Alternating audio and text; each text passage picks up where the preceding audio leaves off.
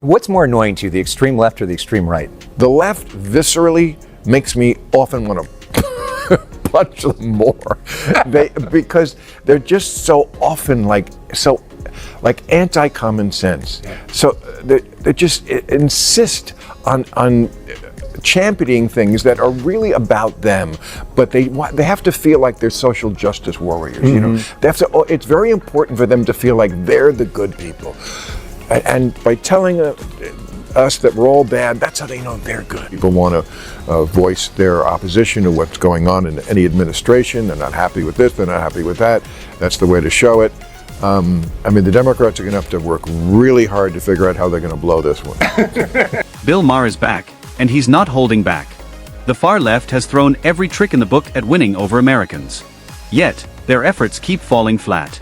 Maher sees right through the DNC's missteps, and in this video he exposes the truth with ruthless clarity. So I would like to have a strong Democratic candidate to get things back to a little bit of normal. Is Newsom the strongest?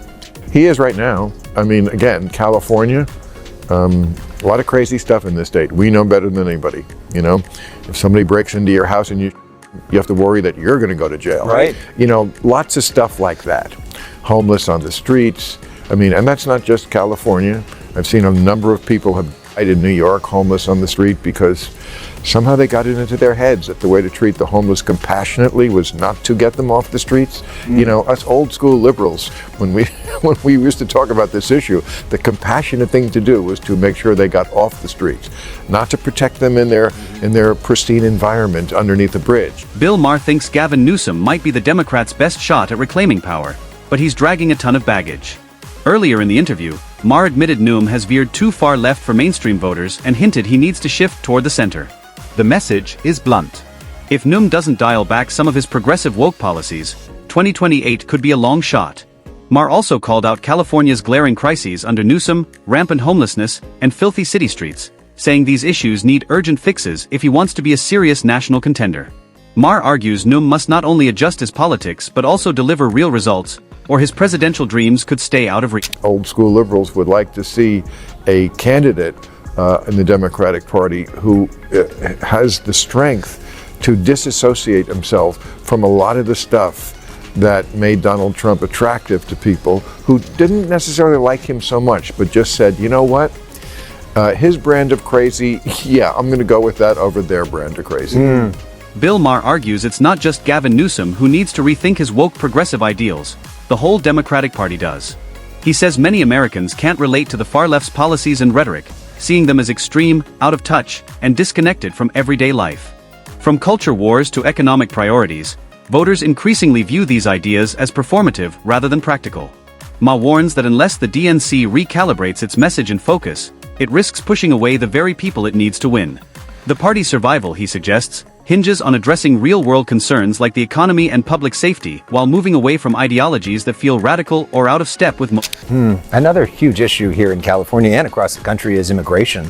Now we're going to have a partial government shutdown over DHS funding. The Department of Homeland Security essentially not funded, at least part of it now, going forward for the foreseeable future. Is that the right fight for Democrats? And where do you think that should go? Well, I think ICE and the border people already have the money. Right. so no. So I would guess that's not a great way to do it. Yeah. Because it's not. They say that's the only leverage that they have. Yeah. I mean, again, the leverage they have is to win the next election. Maher is spot on. Right now, the Democrats have almost no leverage over Republicans who dominate the House, Senate, and presidency. With that control, the GOP sets the agenda, leaving Democrats scrambling to make an impact. The only real shot for the DNC to regain power is by winning voters in the next election. But Maher says they're failing miserably. A big part of the problem, he argues, is their obsession with woke politics, which many Americans see as extreme and out of touch. Instead of tackling issues that actually matter, like the economy, public safety, and healthcare, the party keeps diving into divisive culture wars. Unless they rethink their strategy, taking back control looks increasingly The numbers do not look good for the president or his party. And usually the party that is in the White House, they take a shellacking during the midterms. Right. People want to voice their opposition to what's going on in any administration. They're not happy with this, they're not happy with that. That's the way to show it. I mean, the Democrats are going to have to work really hard to figure out how they're going to blow this one. Maher is right. Historically, incumbent governments rarely win midterms, so the Democrats were poised for a strong showing this cycle. The political math was on their side. A perfect chance to regain ground and boost their influence. But anyone who knows the party knows they have a knack for blowing even the best opportunities. Instead of riding voter frustration with the opposition, they get caught up in internal fights and controversial policies that push people away. One of the biggest hurdles, Ma points out, is their stubborn attachment to woke and progressive politics that many Americans see as extreme or out of touch. Until they refocus on issues that actually matter to everyday voters, they're at risk of turning a golden opportunity into yet another missed shot. About your relationship with President Trump, which has been interesting over the years. What's the nature of your relationship with him now? What's that like? Well, okay, well, first of all, the people who stopped watching my show because I had dinner with them are idiots, in my view. They just are. They're just Right. completely emotional because they're always asking the wrong question, which is like, oh, how dare you have dinner with Donald Trump? The question should always have been, what did I say after I had dinner with Donald Right. Trump? Now, if after I had dinner with Donald Trump, I came back to this show and was seduced by that dinner and stopped tearing him a new one every week, every time I thought he did something wrong, then you would have a case. Ma didn't hold back when he tore into critics who bailed on his show just because he had dinner with Donald Trump. He called them out for being misinformed about what he actually stands for. For Ma, dialogue and debate are everything. He believes in engaging with people who disagree with him even when it's messy or controversial because that's how real understanding and progress happen. His critics, by contrast, stick to their echo chambers, only hearing what confirms their beliefs and never challenging themselves.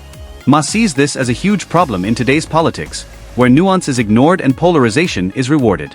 By standing his ground, he defends his choices and proves why open conversation still matters in an age of rigid ideology. But I never stopped with Donald Trump. So I feel like having met him and sat down for 3 hours, it was a long dinner, and the left got very mad at me for reporting it accurately, which is he's very different in person. By the way, everyone who's ever met him says the same thing. I would say the same thing. I've met him several Of times. course. Yes. Okay. Yeah. But they just couldn't abide by this. But okay, that's the truth. He met Ma'am Donnie, remember, the mayor Right. of New York. He had been yelling and screaming at him, and then he had him to the Oval Office. I think he's a nice guy. like, Right. Don't you get it? He operates everything out of a personal relationship. You have to have a personal relationship. Trust me, he's not upstairs at night reading the briefing books. Ma takes aim at the left for what he sees as years of mischaracterizing Donald Trump. He says many on the left spent years painting Trump as a tyrant and an existential threat, but constantly hammering that message eventually backfired. Instead of convincing voters, it bred skepticism and distrust. As more Americans started questioning the narrative, they began judging Trump on their own terms, not through the lens of his harshest critics. Ma argues this gap between political messaging and public perception actually helped Trump. Over-the-top rhetoric didn't weaken him. It pushed some voters straight into his camp, boosting support instead of eroding it. So disappointing that some of the people who I think of as rational people, Donald Trump, he does a lot of stupid things. He also makes people stupid. like again, what is the alternative? He's the president. You can't not talk to him. What is the downside? I'm going to elevate him? Oh my God, you mean he could become president? It's You just get a little more attention? it's silly. And when you do talk to him, he does listen. That's what happened. He does listen. I'm not saying it's going to change him, but what I was trying to say afterwards when I talked about it at the end of last season is he needs more people like me talking to him. Bill Maher throws out a tough question. What's the worst that could happen if the left actually faced the right in honest, real political debate? He argues that meaningful dialogue shouldn't scare anyone. It should be embraced, especially in a country this divided. But he criticizes parts of the left for being too emotionally tied to their positions to handle opposing views. Some arguments, he says, are treated as untouchable, sacred beyond challenge. That fear, he suggests, comes from the risk that a strong counterpoint could expose flaws in their assumptions and shake their worldview. Instead of seeing debate as a path to clarity, many retreat into ideological comfort zones, dodging tough conversations and missing chances to actually sharpen their... What's more annoying to you, the extreme left or the extreme right? The extreme right is more dangerous. Absolutely. They don't believe in democracy. They don't believe that in conceding elections. He's made that plain. The climate thing we just talked about, those are just two issues. There are others. The left viscerally makes me often want to punch them more. Because they're just so often like anti-common sense. Yeah. So they just insist on championing things that are really about them, but they have to feel like they're social justice warriors. Bill Maher says one of the biggest frustrations with the far left is rhetoric that feels completely disconnected from common sense. He argues that some rules and positions they push don't match everyday experience or basic reasoning, leaving people confused and frustrated. Instead of rethinking these ideas when challenged, some activists double down, defending them with absolute certainty. That, Maher says, kills productive conversation and makes finding common ground nearly impossible. His bigger point is that any movement that treats its ideas as untouchable risks pushing people away instead of winning them over.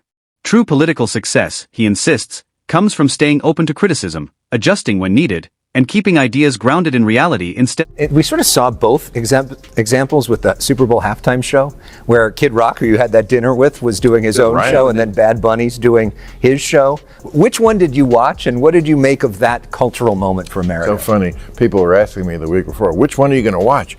I said, I'm going to watch the real one, the regular one, like I do every year, and I'm going to honor it the same way by going to the bathroom. Did you?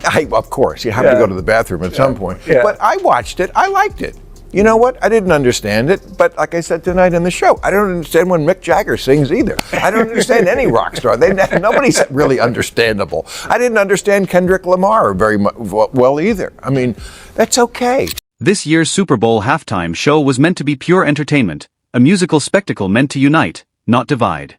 It should be a break from the game's intensity, a shared experience anyone can enjoy, no matter their background or beliefs. But when everything gets politicized, even music can't escape scrutiny. Instead of soaking in the performance, people dissect every lyric, gesture, and visual for hidden political meaning. What should have been a celebration turns into controversy. This habit of politicizing art drains the joy from moments meant to be universal. Maher sees this as part of a bigger cultural problem. Entertainment can't just exist anymore. It must be analyzed, scrutinized, and politicized. He warns it mirrors politics. When parties ignore real concerns, silence debate, and cling to rigid ideology, they push away the very people they need. Whether in leadership, messaging, or cultural overreach, voters notice for the Democratic Party to recover. Maher argues it must reconnect with reality, embrace open dialogue, and focus on real solutions over slogans. And with that, we close today's video. If you liked it, hit that like button and subscribe for